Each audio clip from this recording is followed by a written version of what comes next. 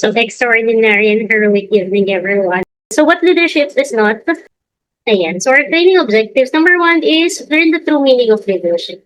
And number two, understand leadership as influence, not as position. And number three, discover how extraordinary young leaders can become. No, so later sa dulo ng presentation, medyo din ako magpo-focus because that's yun yung magpapa-EH level sa atin. So expected outcome, define leadership beyond titles, recognize what leadership looks like in action, and finally, to commit to heroic and professional leadership behaviors. So what it is, no? So halos ito, just to sum up yung mga things that you have shared. Number one is influence through vision and character. So importante as a leader, we have vision or forward-looking tayo. So we step ahead of everyone and mas meron tayong, vision is ano siya, it's a gift and a skill as well, no? That you can see far beyond what others can see. So you are more than what is present, no? And you are more than what is visible right now. So medyo, it is developed in the long run. Hindi naman yun kagad-kagad na nakukuha and natututunan. No? And most importantly, character, no? Kanina madami kayo dun sa sharing ninyo, yung iba't ibang characteristics ng leader na gusto natin, no? But huwag natin i-confuse yung character sa personality. No? Sometimes kasi naisip natin, ay pag magagagalipin niya, mapangit yung character niya. No?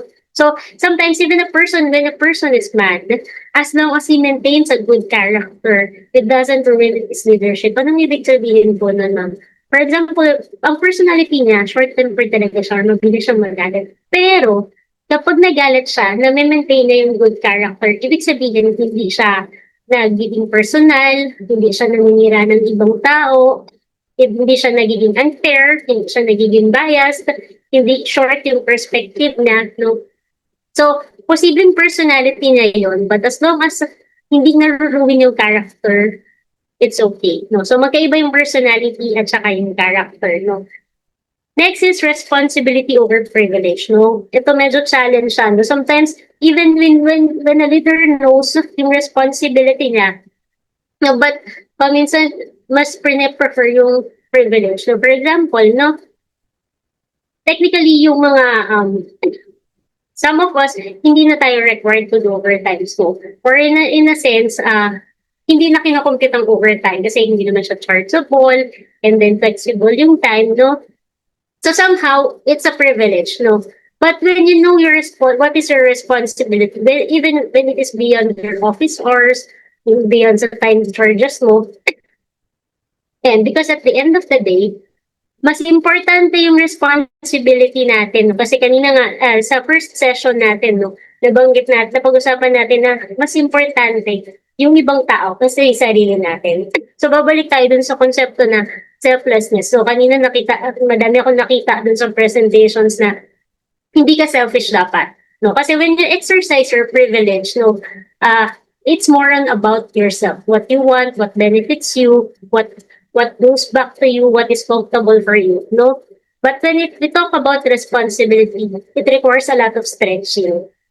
And pagdating sa responsibility, usually wala masyadong mga lines. So it's important that as a leader, we know our responsibility, even if we're not required. Ayan, empowering others to act, not commanding them. So, of course, part of leadership, importante nagtitiwala tayo dun sa mga tao natin. Ano yung kaya nilang gawin, how far they can go. No? And hindi kasi siya pwedeng i-command. No? Yung parang, ako yung leader, ako lang yung tama lagi, ako lang yung nakakaalam ng lahat. Mas madami akong alam kesa sa'yo, mas madami akong experience kesa sa'yo, mas sanay na ako dito sa ginagawa ko. No? So, as a leader, hindi natin yung pwedeng i-impose sa ibang tao. Dapat as a leader, we empower others. So, we encourage them to move as well, believing in what they can do. But of course, as a leader, dapat naka-back up tayo lagi. Next is, ayan, ito is a medyo pinakamalaking challenge, no?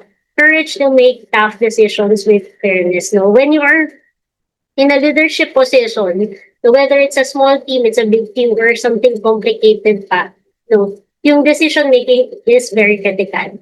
Because as part of the responsibility and accountability, whatever happens with that decision, it boils down to your leadership. So, paminsan yung iba natatakot, no? Paminsan na paghahalo yung empowerment doon sa no? sa courage to make decisions. Yung iba, nag-hide between ini-empower kita so ikaw na yung mag-decide, no? Between doon and in reality, it's more on natatakot lang mag-take accountability or responsibility dun sa decision. So, parang ang nangyayari, diba? Kung ini-empower kita, ikaw nang mag-decide. Tapos kapag nagkamali, hindi tutulungan yung tao na, no? Kasi sabihin, oh, basta ako, pinag-decide na kita dyan, ah. So, that's not leadership, no? If you're a leader and then you empower your people, no, to make decisions or to make moves and ano, it's tantamount to telling them na I'll be supporting you as well, no? So, if I let you do these things, I'm gonna support you whatever will be the result. No, if I let you decide, no, ibig sabihin, I'll be as a leader, I'll be supporting you as well with whatever decision you are going to make. Whether it fails or it succeeds, no, naka-back up yung leader dapat at the end of the day. So dapat tayo, as pag naging leader tayo, no, dapat we are setting our minds to that. No, hindi ibig sabihin, empower mo sila, iiwanan mo na sila. And wala ka ng responsibility to whatever will happen. Ayan. So what leadership is not? So definitely it's not a badge or job title. No? Hindi yan yung tipong pag dumating ka para kang police or VIP na tatabi lahat ng tao and then whatever you say is automatic kailangan sundin ng lahat. So definitely it's not. And usually leadership does not even have a title. No? People will follow you because they believe in you. So it's not control or fear-based authority. So kanina madami ako nakita ng comments na ano, no, yung bossy, commanding, controlling, no? So definitely, hindi yun ang leadership. Kasi when you control other people, you do not empower them. Kanya sabi natin, it should be empowering, no? Or kapag natatakot lang sila sa'yo, it means that you are limiting your people. So kapag they're doing things out of fear, and they keep themselves from thinking, they keep themselves from exploring things that could be more helpful to the team, ibig sabihin, you're not leading them. More or less, kinokontrol mo lang sila. You're a controller, you're not a leader. Yan. So, not personal gain at the expense of others. So, ito medyo, ano to, no? This is very tricky. No? Kasi sometimes, there are people who are good at speaking, no? And making it appear na what they're saying is for your own good, no?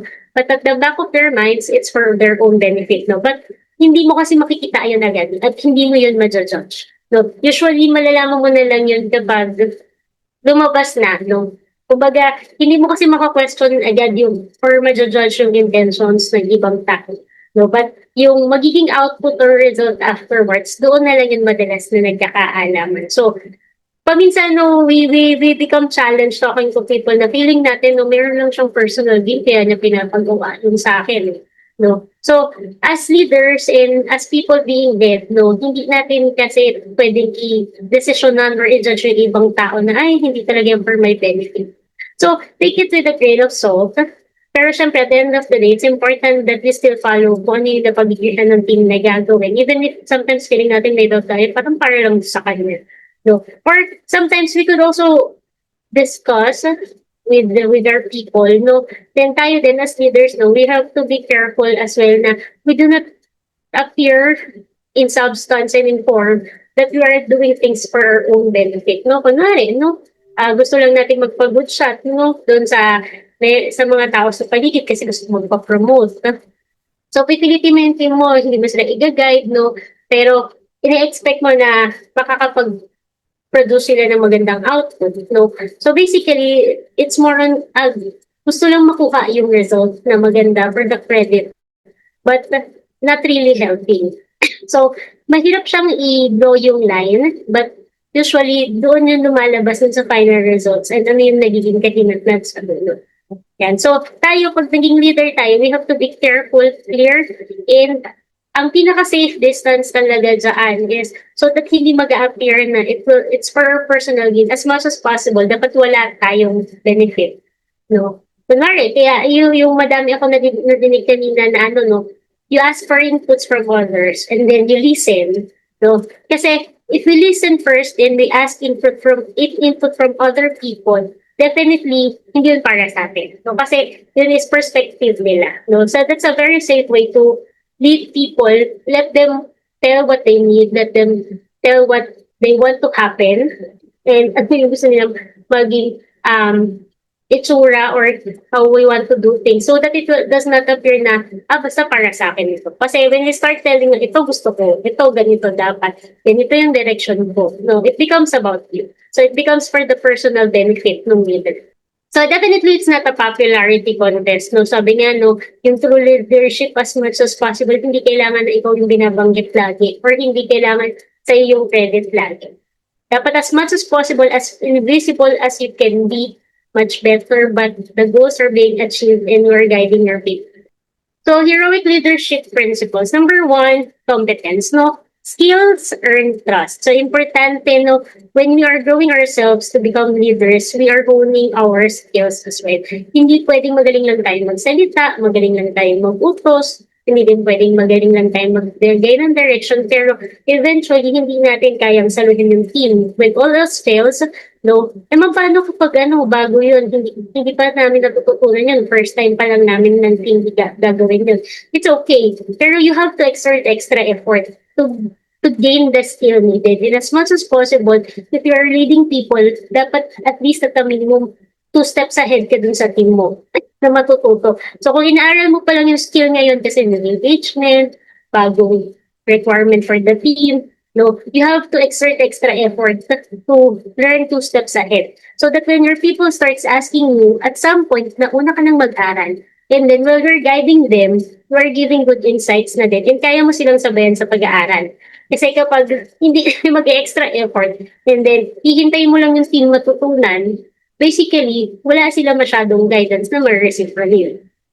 Next is integrity. So it's important that we keep our word, no? So doon sa first session natin na na-discuss natin na yung trust is very important, no? Kapag hindi na tayo pinagtitiwalaan ng mga tao dahil hindi tayo nakikip ng kung ano yung sinabi natin gagawin natin, eventually, hindi na natin sila may influence. So, kasi hindi na sila maniniwala. So kahit anong sabihin mo, they won't move, no? And they won't follow, and then they won't act, and they won't do.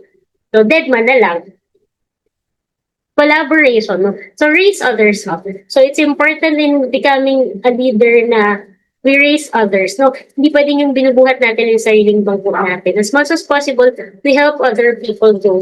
Because it's only by helping other people grow, that's the time we are forced to grow as well. Kasi gusto mong matulungan yung ibang tao, ngayon, ipupush mo yung sarili mo harder so that you can help them. So we are building not just people, but we are building other leaders as well. Ayan. And finally, purpose, no? Stand for something bigger. So, nung first pa lang natin na session, no, pinag-usapan na natin yung purpose. No? Ano ba yung purpose? Ba't gusto mo maging leader? Ano ba yung purpose? Bakit natin pinipursue itong endeavor na? Ano ba yung purpose? Bakit natin ito ginagawa? No? Kasi, kapag wala tayong bigger purpose, eventually, madaling mag-quit. Madaling hindi na ituloy yung ginagawa ninyo, yung projects, or yung programs that you are doing, or kahit ito, itong leadership training, no, madaling hindi na ituloy pag hindi mo na-appreciate yung purpose. No? So tayo as leaders, importante that we share and encourage our team doon sa purpose ng kung ano yung ginagawa natin. Ayan. So ano ba yung heroic young leader? No? Number one, leads by example, not degree. Lalo na kapag nandun pa lang tayo sa earlier stage ng leadership, usually, we are not given a lot of chances to talk, no? And madalas nahihiya tayo na, uy, parang nakakahiya namang sabihan si ano, parang magkaano lang kami, magka-batchmate lang kami yan, o kaya baka over pa yan siya sa akin. And the best way to lead is to lead by example. It does not require a lot of talking, it does not require a lot of commanding, no, but people will eventually follow you because they can see something good that you are actually doing. Next is balances ambition with humility. So importante to, no, that as young leaders, we have big ambitions. We want to do great things. We want to achieve a lot of things. So, but it's important that it is being balanced by humility. So we look forward to greater things, but we balance it with humility. Kasi only with humility will we exert extra effort to achieve these things. And only with humility will we reach out and seek for mentoring, guidance, and collaboration with other people. Kasi unless we have humility, we will try to grow ourselves on our own without anybody else and without consideration sa ibang. So it's not wrong to be ambitious. It's not wrong to dream big. It's not wrong to go for higher things, no? But it's important that lagi nating that yung humility in everything that we do. Yan. Next, turns challenges into opportunities, no? So, as a young leader, lalo na madami pa tayong hindi alam, madami pa tayong hindi kabisado, madami pa tayong first time may experience, at saka yung, kumbaga, hindi pa lahat ng bagay experience enough tayo para gawing smooth or mabilis. So there will be a lot of challenges, but it's important that we see these things as opportunities because that's the only way we can do it. No, kasi unless we see it as an opportunity, ano lang yun, no? Magreklamo lang tayo, but after that, wala na tayong gagawin. Unless at least pag naging opportunity siya sa paningin natin, mag-take action tayo. So it's opportunity, ibig sabihin you have to do something for you to be able to maximize it and capitalize on it. Next is builds trust that outlast authority. No, I think you could experience it paminsan no, sa mga teams ninyo, no? Meron isang in charge, but there's this one person paminsan sa team na kahit hindi siya yung in charge, siya yung gusto niyo munang tanongin sa team, okay lang ba ganito yung gagawin natin? Sa tingin mo ba ganito yung magandang approach dito? Or paano ko ba ito gagawin? Or ano kayong sasabihin ko dun sa kliyente? Kahit hindi siya in charge ninyo sa team. So, because most probably that person has earned your trust. Siguro kasi alam niya yung ginagawa niya, lumalabas sa output niya, and then evident din sa ipag-usap niya sa mga tao sa paligid. And yung impression ninyong lahat sa kanya is may na-build ko na something good. No?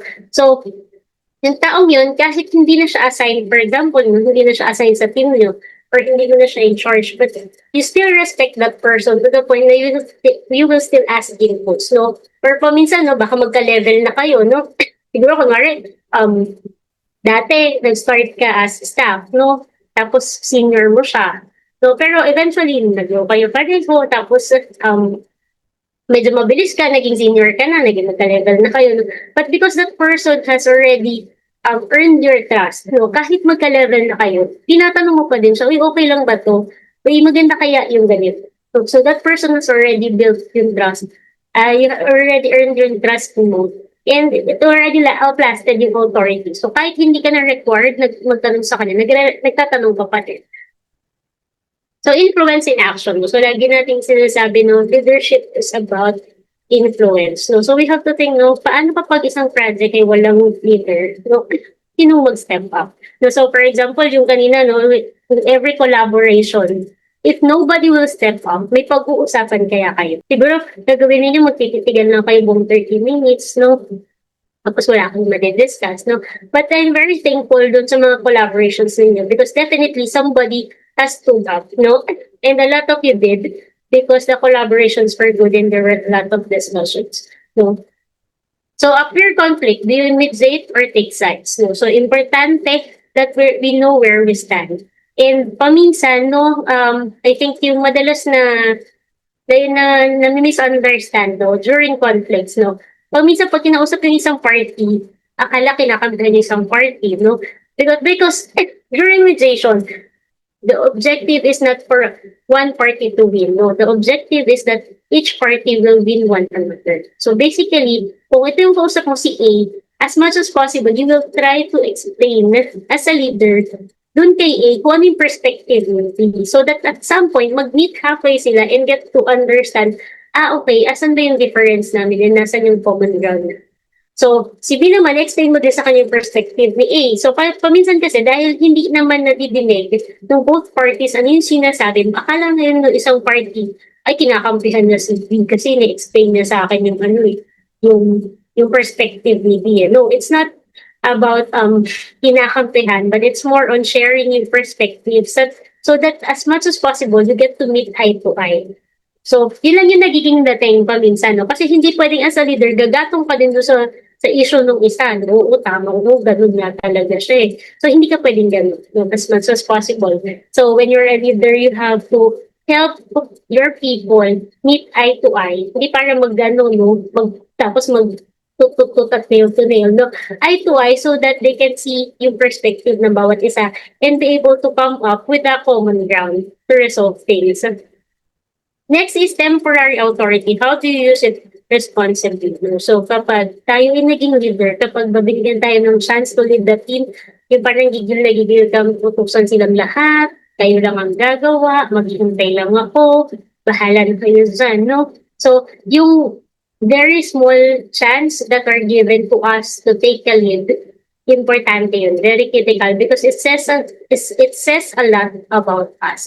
No, kasi yung mga ganun, makikita mo lumalabas yung sino ba dito yung seryoso in helping and sino yung seryoso yung gusto lang palakihin yung sarili niya in such a way na kailangan ako yung aangat dito. No? So that's very important. So dapat tanungin natin yung sarili natin, no? Because we will be given different opportunities to be part of a project, to see people having conflicts, kahit magkaka-level pa kayo, kahit pareho kayong staff, senior, no, meron tayong opportunity to step up and influence the situation or magkaroon tayo ng short-term na authority over a team like kapag binigyan ka ng isang account tapos sinabihan ka, ikaw yung mag-charge or mag-lead, anong gagawin mo siya, no? Yan. So next is how do I achieve this? No, should I go wider or higher? So kanina to yung medyo torn ng karamihan. Yan. So ito yung mga growth stages, no? Number one is you have to get to know yourself. So, nabanggit ko na ito nung session. The number two is you have to build yourself. So, that's why nag-training tayo, binibigyan tayo ng iba't ibang engagements, pinapa-experience tayo ng iba't ibang klase ng services and clients. And so, madami tayong initiatives no, to help build ourselves. Katulad nung kung bakit tayo nandito. Ayan. And next is you have to take ownership. Well, you're given opportunities to build things, no? Sabi nga kanina may nagsabi, binibigyan tayong lahat ng seed, no? And after giving us the opportunity to build something, no, we are given the chance to take ownership of the seed na binibigay sa atin. So the moment we take ownership, we are given the opportunity to lead. Kasi sa'yo na yan eh. So you decide what happens to that, no? Kaya nga doon sa EH framework natin na binanggit last time, di ba? Isang sabi doon, ano, my growth, my decision, everything starts with me. Ibig sabihin, everything starts with you. You will take the lead on how you will grow that seed. And finally is yung magkakaroon tayo ng vision. So, sabi ko kanina about vision is that we are forward looking. We see beyond what is in the present. So, kung ano yung binigay sa'yo na seed, dapat may vision ka kung magiging forest yan in the long run. That will help other people and give shade to and provide for other people in the long run. So, kung dapat ba tayong mag-grow higher or go wider. So sa ating EH journey is we are encouraged and recommended to grow higher. Pero may caveat yan, no? Siyempre, we cannot discount the fact that we also have to grow wider. It's just that growing wider is focused more on the technical skills, no? So for example, yung seeding program na ginagawa natin sa company is that we are given the opportunity to take on different service lines, di ba? Kunwari, account, lahat dati, audit ka lang, no? Ngayon, pinapa-accounting ka na, pinagta-tax ka na, pinag-marketing ka pa, no? Or dun sa ibang companies natin, meron doon, ikaw na yung developer, ikaw pa yung marketer, ikaw pa yung designer, ikaw din yung ano. So basically, it's offering learning a wide variety of things, no? But, yun nga, hindi ka required maging expert sa lahat ng bagay na yun. Sinasabi nga natin, no, you grow wider enough for you to be able to have the basic understanding in yung mga critical parts na kailangan mong unawan in order for you to elevate yung expertise na napili mo. So, for example, I'm an auditor, pero kailangan hindi knowledgeable din ako dapat sa tax kasi may mga times na yung clients na yung audit ko, magtatanong about tax and may impact din yung tax sa yung audit ko. Or paminsan kailangan nila na kailangan kong i-understand yung accounting process nila. Hindi ko na iintindihan yung language na dinidiscuss nila as part of my audit expertise. No?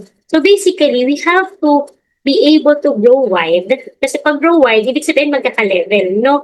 So, kunwari, pareho lang naman yan, tax, magkakaiba lang ng itsura, no? Tax, audit, PPO, tsaka accounting, ganyan. Or yung design, yung development, yung sales, no?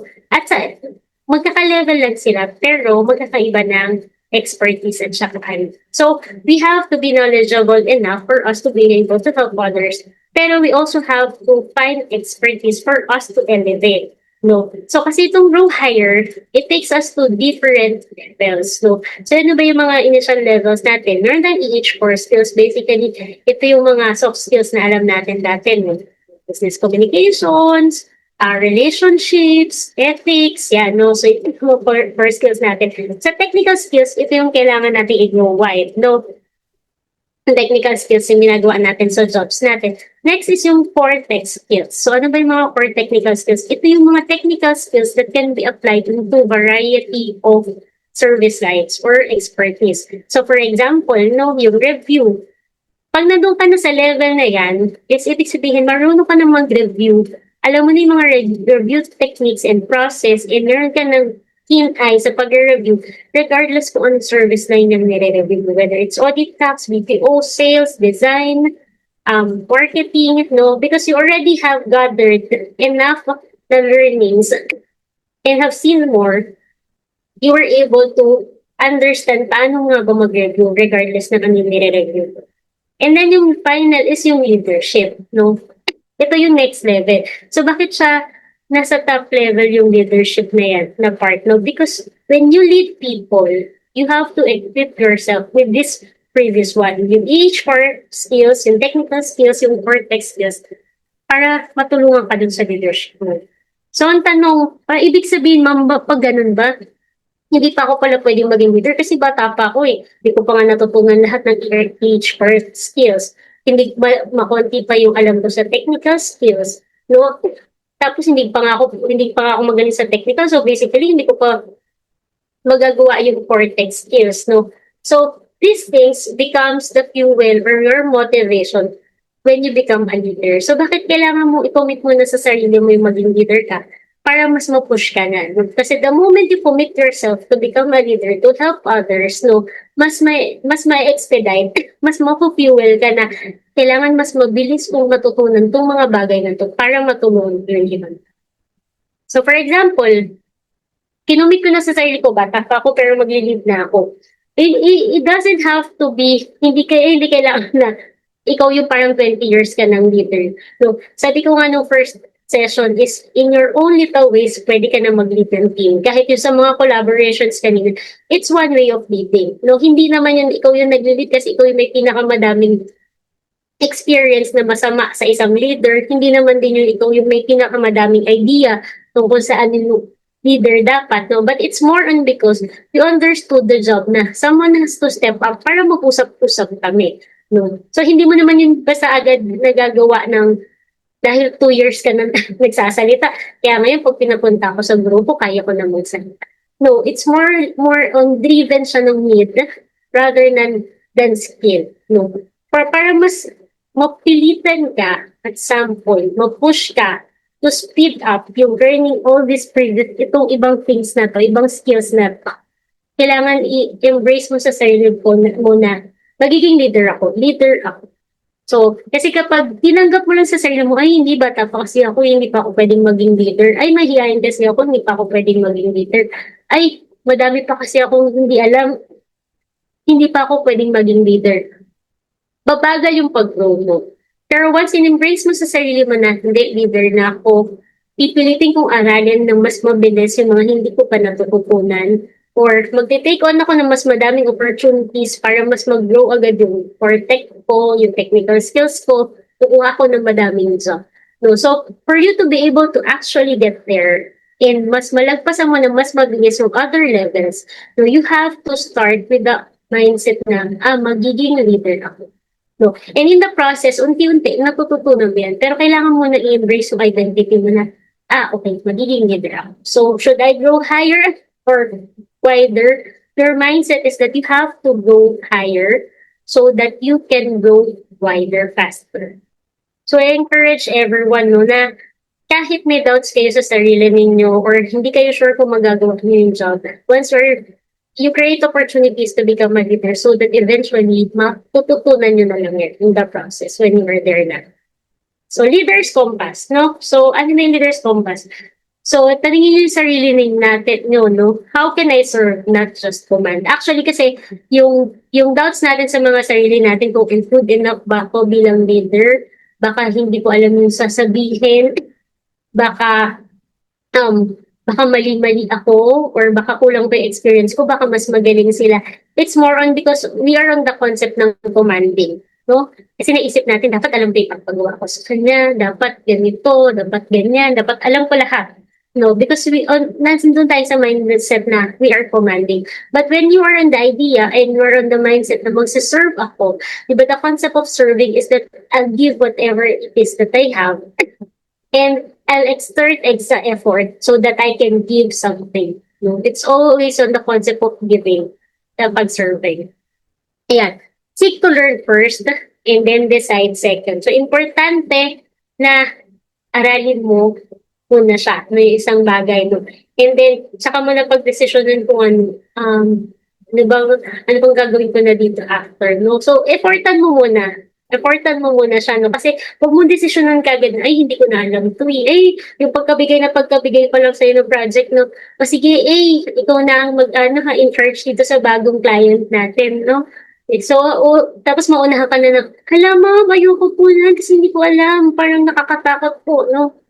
So, let's not limit ourselves with that, no? So, gawin mo na, aralin mo na, then, tsaka natin sabihin na, ay, hindi ko pala alam. Pero kasi more or less kapag dinesisyon mo ng gagawin mo yan, matututunan mo na din siya eventually. Next, communicate a vision bigger than yourself. So, importante yung vision. Yung sinasabi ko na when we lead people, we should help others see beyond what they can actually see right now. So, kung more on discouragements yung nakikita nila kasi parang nakakapagod, parang wala namang pinatutunguhan yung ginagawa natin, parang paulit-ulit lang, or parang mali-mali lang ako, no? You help them see something beyond. Ano ba yung nasa end ng tunnel? Ano ba yung pagiging resulta nito, will do more, will exert extra effort if we do not give up. No, so the vision casting is very important. No, it doesn't have to be something so big agad. No, but just helping other people see beyond what they can see is already something. Next is develop others as you develop yourselves. No, so sabi nga natin, no, dami kong beses na dinig, hindi pwedeng selfish tayo bilang leaders. No, hindi pwedeng puro ako lang yung mag-grow, ako lang dapat yung magbe-benefit, ako lang yung masaya, ako lang yung okay, no? But we should be able to consider yung growth ng other people. What we are doing is contributing to their growth, or is it hindering their growth? So ito na yung reflection natin. So basically, this is your assignment. No? So yung mga assignments ninyo, please submit it, pakigawa po, and then submit it. Because afterwards, after you have chosen your mentors, you will be discussing yung ito sa mga mentors ninyo so that they can guide you on how to go from there. No? Ayan. So number one, write your personal definition of leadership. So kayo bahala kung gusto nyo bullet type, gusto nyo magkwento, parang make it it's an open letter as much as possible, no, for you to be able to express yourself well, and then also build the discussion points with your mentor. Next is name one behavior you will practice tomorrow to grow on becoming that you want to be. No, yung definition mo ng leader. So, definitely, hindi naman yan one-day project. Na pagkatapos mo isulat ngayon, bukas ganyan. But you have to take one step, that first step to become one. So, ang tanong ngayon, ano yung out of all ng mga things na pinag-usapan ninyo during collaborations and then this short discussion, ano yung naisip mo, baka dapat bukas ganito yung gawin ko? Or ano ba yung action plans ko para sa sarili ko? May kailangan ba akong baguhin? May kailangan ba akong develop? So, it's at least one na. You don't have to write a lot, but at least one that you can focus on and you could actually, and you can commit your heart na gagawin. Yun. The first step is always very important. So, closing thought, no? Leadership is not about being in charge. It is about taking charge of those in your charge. So, puro charge, no? But, yung sinasabi lang dyan is, hindi kailangan na ikaw lagi yung on top of everything at may control ng lahat ng bagay at ng lahat ng tao, no? But leadership is more on looking after the people that is given in your care, no? Kasi when you take care of your people, they will take care of what you are concerned of. No, so because if they do not feel that they are being taken care of, they won't be concerned about the things that we are also concerned. So people will care when they know that you care. So it's very important that we apply that to ourselves and to our behaviors. So yun lang everyone, and thank you so much